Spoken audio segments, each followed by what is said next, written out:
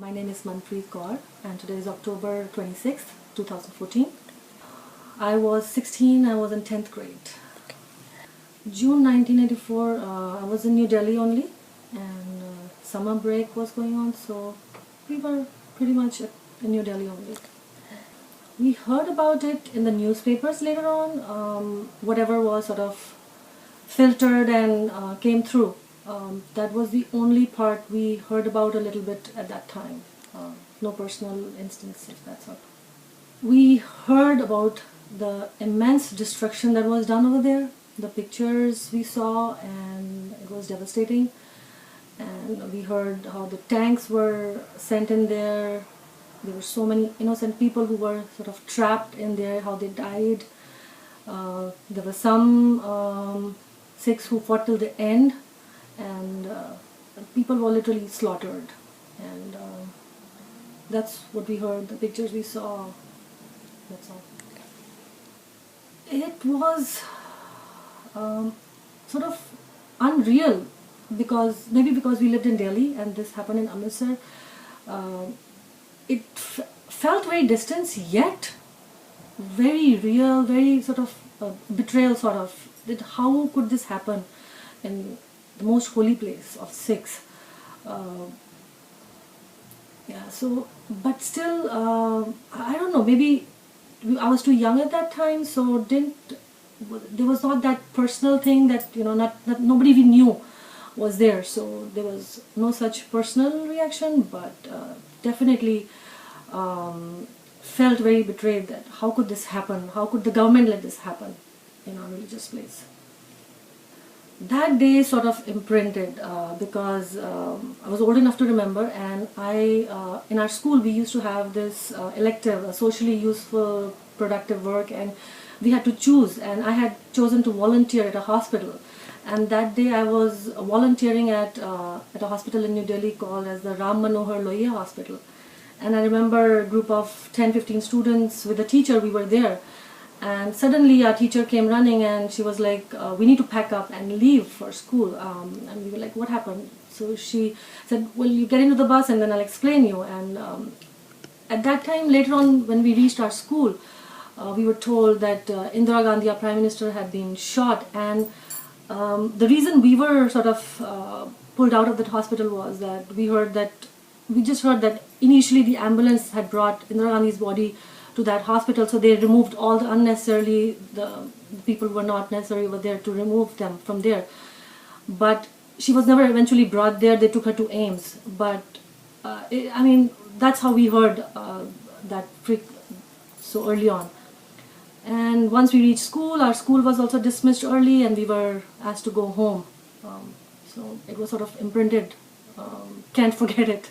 Yeah.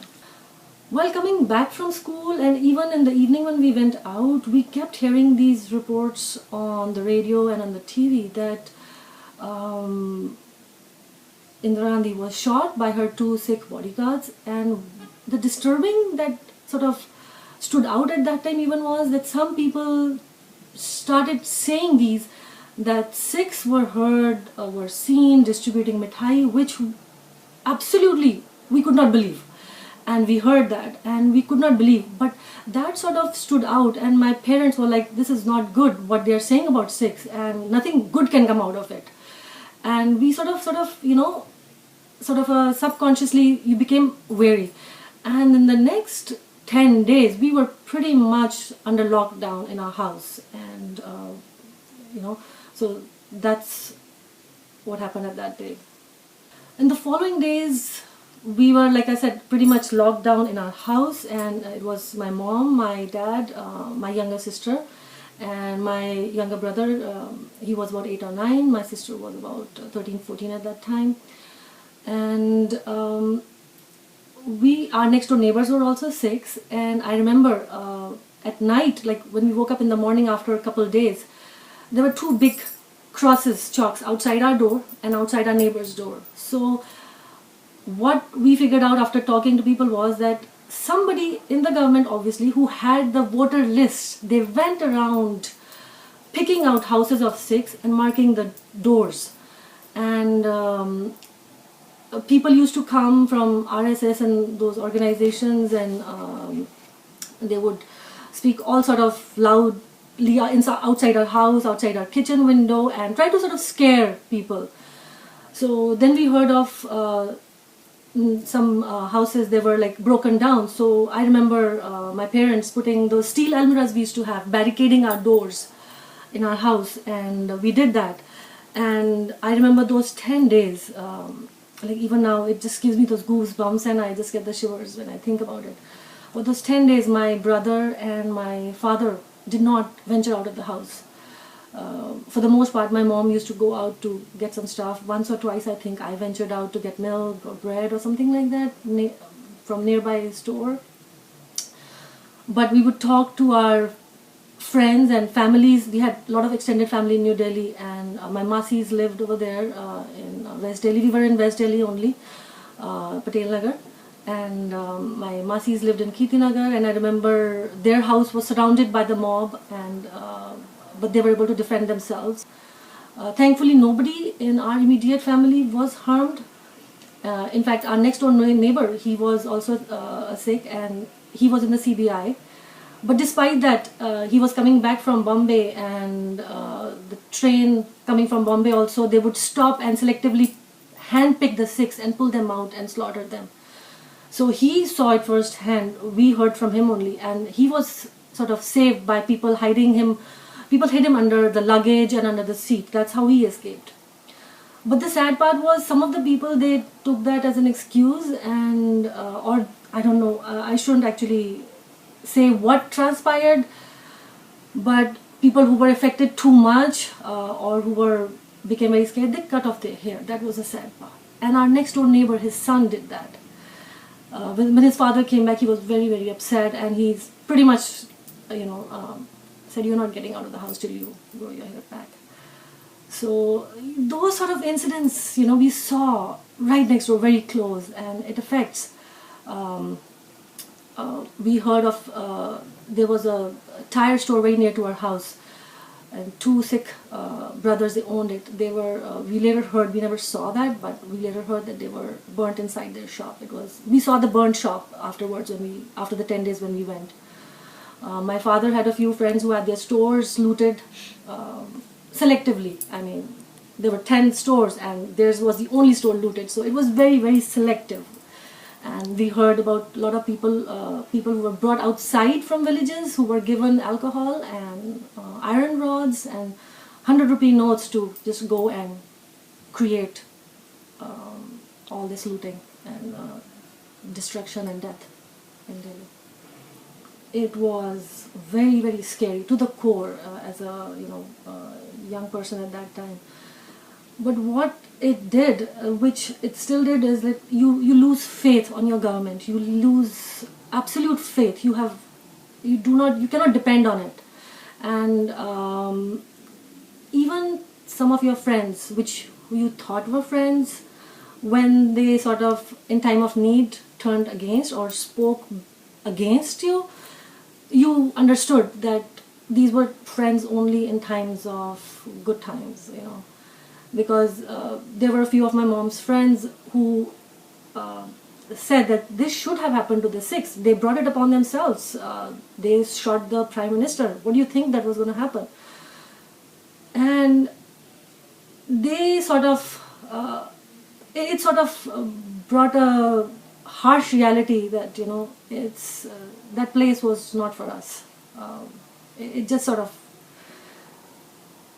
stuck, that betrayal, it stuck. No, thankfully none of our immediate friends or family were victims in either June or November 84. It was done by the government, by the Congress party, I feel. There was a black book also that came out. We heard about so much about it, and different Congress party leaders, is what we heard, they were heard and seen giving, money and instigating people, and people were brought from outside and to do this against the Sikhs. See, that was one of the biggest turning points for us. When you have this sense of betrayal. You have, this place is not safe for us ever. We decided to immigrate at that time, and my parents, they filed the immigration for US, and it took us about 4-5 years, but we decided not to live there anymore, and moved to the United States. Yeah. Yes, once or twice when I go back to India to visit my in-laws, I have gone to visit our previous residence. We sold that and just gone to see it from outside. Yeah. Oh yes, because like I said, a lot of my extended family lives in Delhi. So when growing up, when all these cousins, we used to meet together, we used to talk, because this was very real for us. And we used to talk about it in detail and discuss it and how close we came to it. So definitely we talked about it.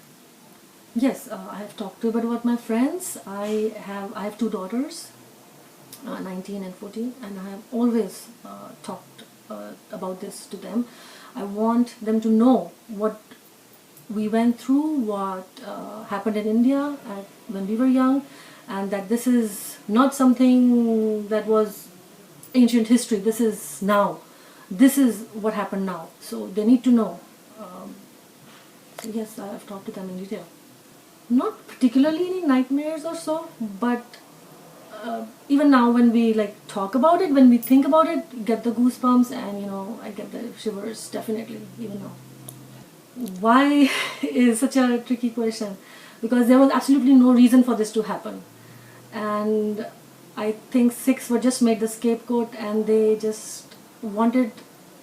I mean, in Delhi, what they said was Sikhs were one of the most prosperous community, and this was one chance that they had to sort of break them and break their spirits, and that's what we heard, and that's what we figured out, or that's what basically we talked about, that this was sort of break the spirit of the Sikhs, is what, financially, spiritually, physically, every way. That's why.